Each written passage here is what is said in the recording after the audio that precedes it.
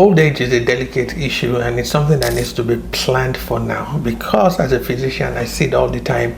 Old people that should be resting, that should be having good quality life, they are struggling, and that's because they did not take growing old significantly.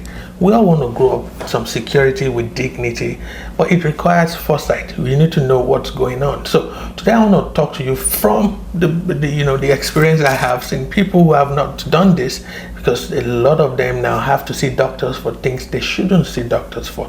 First thing you need to do is to make sure when you're younger, especially once you hit 50, make sure that your home and shelter is secured. See, the foundation of peace in your old age is making sure that you have a roof over your head, especially a home, a house that belongs to you. If it's possible, own your home outright.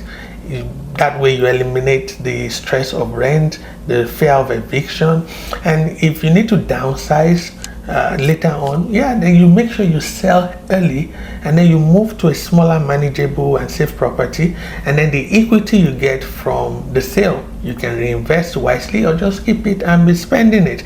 That is like the most important thing you can do for yourself. The second thing that you need to do is to build a steady income stream. See, retirement should not mean dependence on children or relatives, because you might not be lucky to have one. If you have a small property somewhere that is giving you some rental income, excellent. All you then need to do is to manage the tenants. And at some point, if that's too difficult, you can always sell that house and turn it into an equity and save it and draw from it as when you need it. But as you get older, you don't want to get into risky ventures, because then if you're looking for quick return, you might just lose everything. The third thing is you must prioritize your comfort over inheritance. Your first duty to yourself is to make sure that you live well and not to die and leave wealth for others. The funny thing about leaving stuff for others is that a lot of times it just creates fights between siblings, which is totally unnecessary.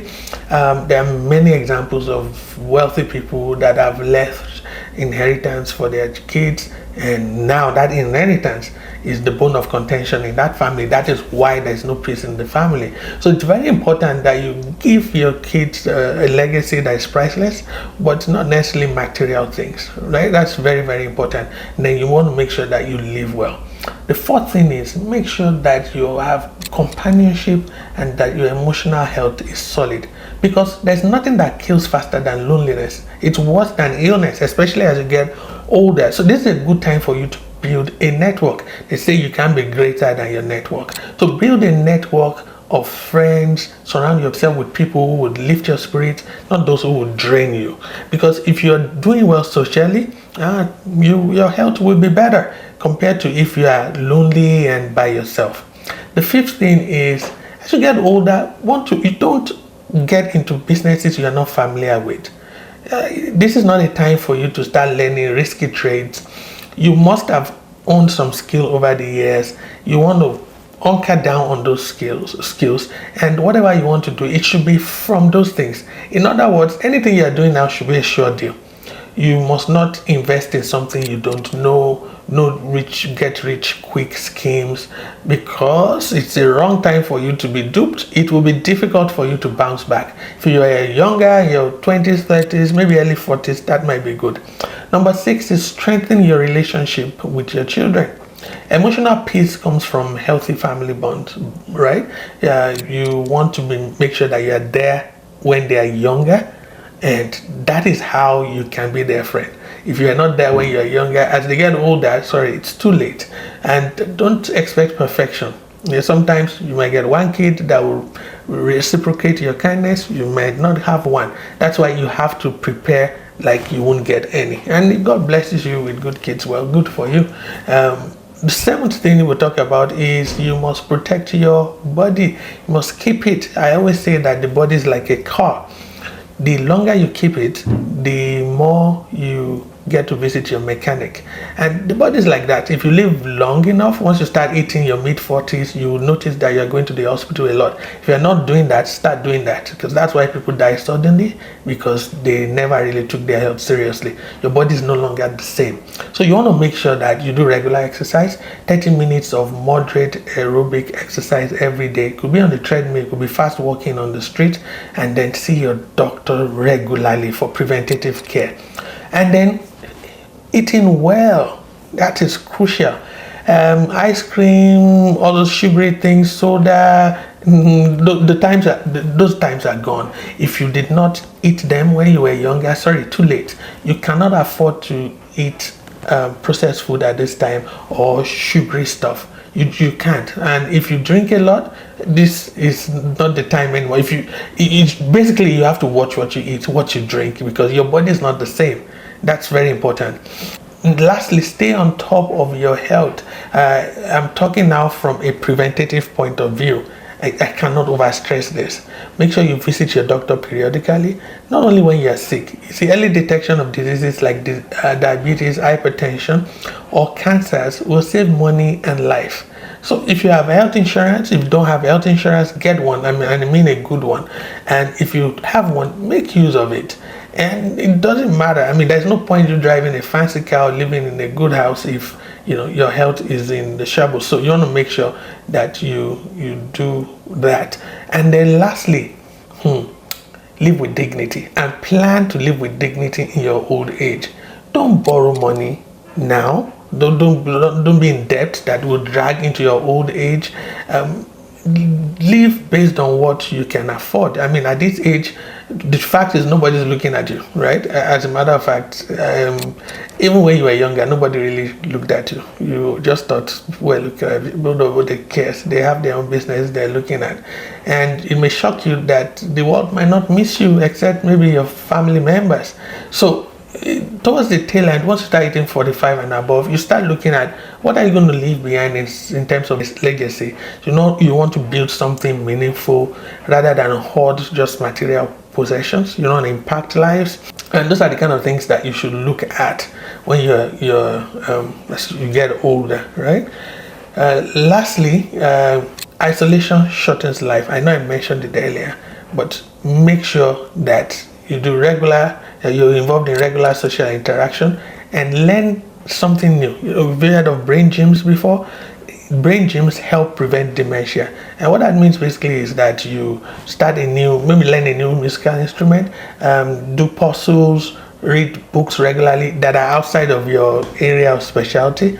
And it's a good time for you to be religious if you are so inclined.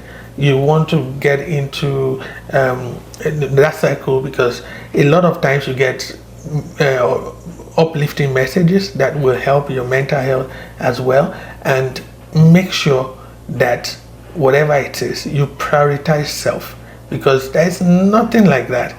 And lastly, your psychological well-being. I'm going to link that to the previous point I said.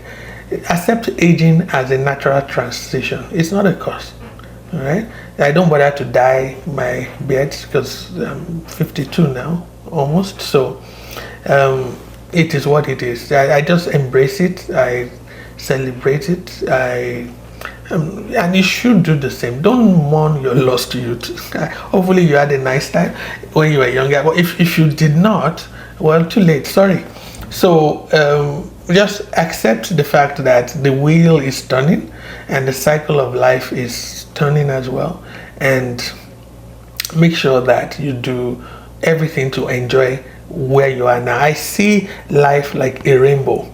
It's filled with different colors, and when you were a kid, that was a color. When you're a teenager, another color. Adolescent, another color. Early adulthood, another color. Mid-adulthood, etc. And if you should enjoy everything. When you keep looking back and you want to live life like you were if you're in your 60s, you want to live like you're in your 50s or 40s, or vice versa. If you're in your not vice versa, but another example, if you're in your 50s, you want to live like you're in your 30s, or vice versa. You will just get respected. You will give yourself unnecessary anxiety. I mean, there's absolutely no point for it. Just look at where you are right now and enjoy it, and enjoy that phase, because you can only live that phase once. If you've missed your 20s for whatever reason, those are gone. Now you're in your 40s or 50s.